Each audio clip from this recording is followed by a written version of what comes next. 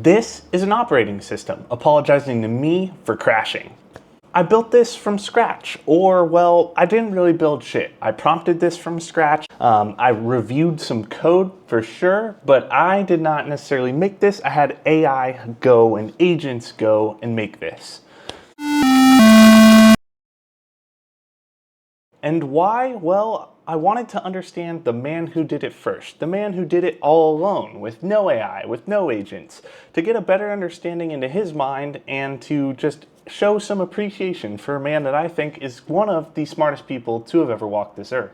Terry Davis. In 2003, Terry Davis created something that now, today, you and I know as TempleOS. Now this is not some Linux distro or, small thing. It's his own bootloader, his own 64-bit kernel, his own compiler, his own language called HolyC, everything. His own text editor, his own debugger, hypertext formats, games, all as a single person. He didn't have any coding agents, he didn't have any AI, he didn't even have any textbooks. He made up the language that is the operating system.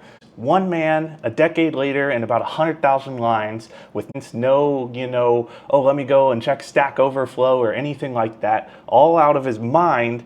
I've sat there and watched this dude on some of the YouTube videos that got posted in live streams, literally seeing a compiler bug in his own code, but you can visually see him think through it in his brain.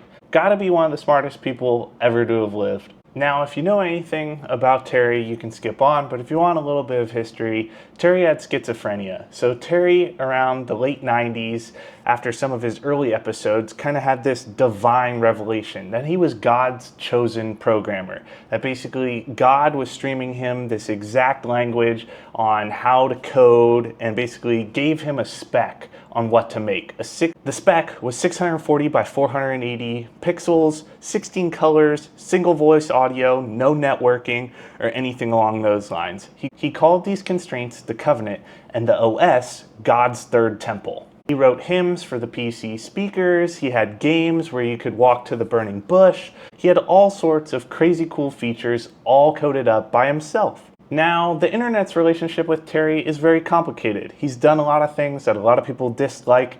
It had some later episodes that caused a lot of issues in the public and on the internet and in a lot of people's eyes. But most of the community remembers him by a rule that I really respect and I really like. Remember him for the work and accept the things that he did do that weren't the best. Because his work was real, is real. You can go and download TempleOS today, use it, try it out, do whatever you want, but his faults were very bad. Terry ended up passing in 2018, and everybody in the community still refers to him today as King Terry.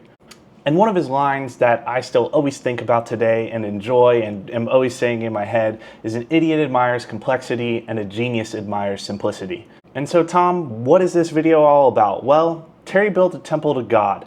I myself struggle with religion, whatever, that's neither here nor there for this video, but I thought it'd be cool to pay homage to kind of build my own in this generation, in the AI slop, the TikTok slop, just the ultimate basically brain rotified, slopified version that our generation, my generation, currently worships. So here you have it, slopOS, lowercase s, capital OS, same covenant, 640 by 480, 16 colors, everything runs in ring 0, no networking, public domain, same architecture, my own 2-stage bootloader and assembly, my own kernel in freestanding C, my own language with its own interpreter.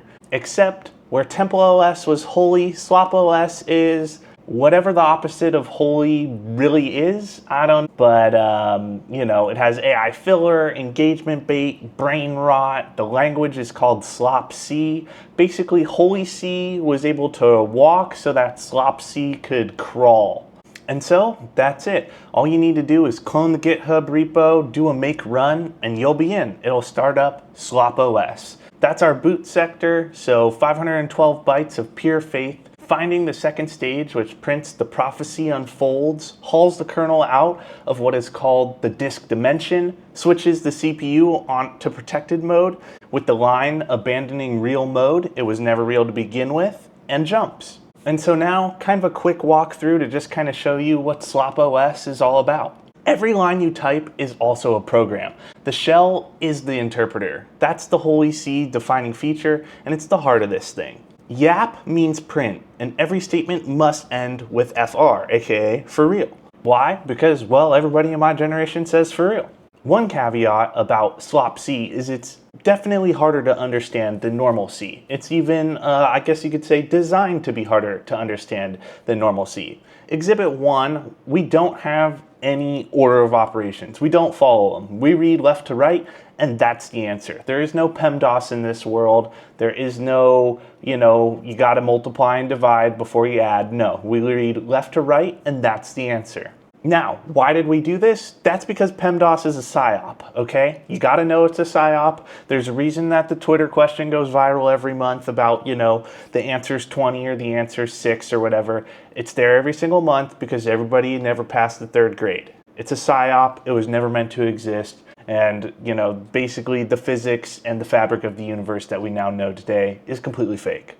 Arrays, or as we call them here, tapestries, don't index from 0. I've always hated that about computer science. Why should stuff index from 0 when, we start counting from 1, right? I'm never 0 years old. I'm always like a month old or a second old, basically besides the start. So, we're starting our indexes from 1 in SlopC, no 0. There's also an unless statement, because why? Well, I wanted to spell it, susn't apostrophe, because apostrophes are legal. One of the other things that I always thought is, in code, a lot of times you're using apostrophes or quotes basically to quote a string or something along that. Let's introduce them into the code. I think it'd be a lot more interesting if, I'm reading code and I can basically say don't or won't or I'm serious. And then lastly, because we're in the AI era and everybody has the new trust me bro benchmarks and, your new number is bigger than your previous number, congratulations. We now have our own version of the trust me bro benchmarks.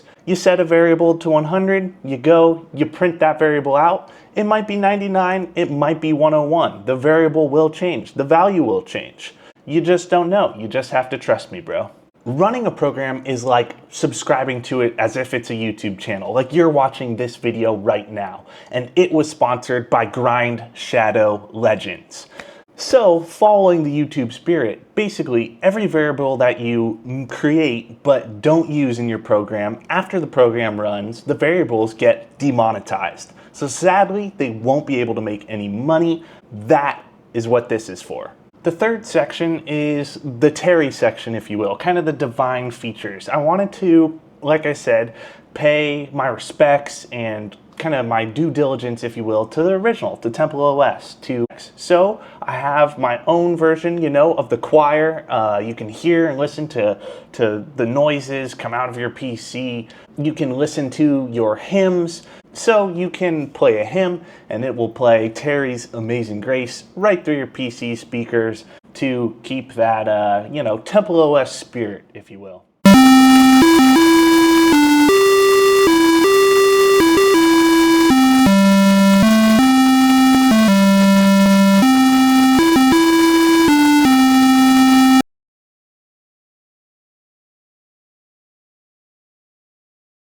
TempleOS shipped the game after Egypt, where you walk your family to the burning bush, consult a stopwatch oracle. slopOS does kind of the same thing, if you will, but it's after engagement. You wander the desert of abandoned accounts, collecting blue check marks while the intern, the red eye, hunts you down. It phases through obstacles because exposure finds a way, and when it catches you, it takes a check mark as payment. If you're able to collect all 8 check marks and reach the burning account, just like Terry's game, you can stop with the spacebar. So I know, this whole video is kind of a fun video. It's more of a joke video, if you will, but it is real. I did ship it. Like I said, you can download it. Under this is a real kernel. There is a 2-stage BIOS bootloader.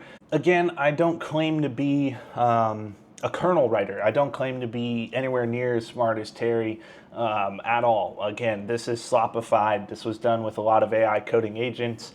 I'm sure there are some of you out there that are extremely, extremely smart and could probably code your own kernel. I personally could not. That is why I made it with AI agents. That is why. So again, yeah, I hope that you know, if you want to go and test it out and try it out, you can go and check it out. It's all on GitHub.